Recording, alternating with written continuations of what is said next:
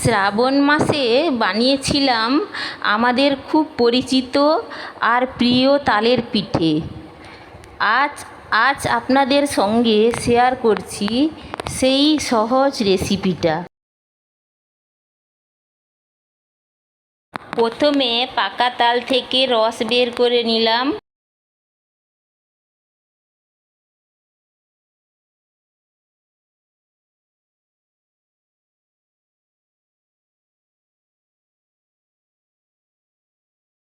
তারপর তার সঙ্গে চালের গুঁড়ো আর সুজি অ্যাড করলাম।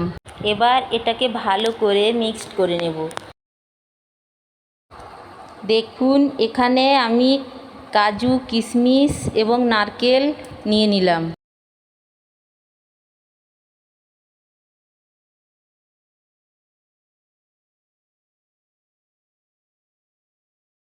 এটাকে ভালো করে মিক্সড করে দিলাম।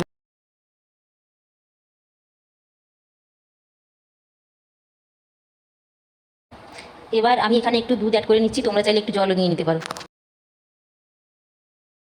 এবার একটা কাগজে তেল মাখিয়ে ভালো করে মিশ্রণটা বসিয়ে দিতে হবে। এরপর এটা গ্যাসে লো আঁচ করে বসিয়ে 40 মিনিট ভাপিয়ে নিতে হবে। A few moments later. দেখুন এই পোড়া পিঠেটা কি সুন্দর নরম হয়েছে।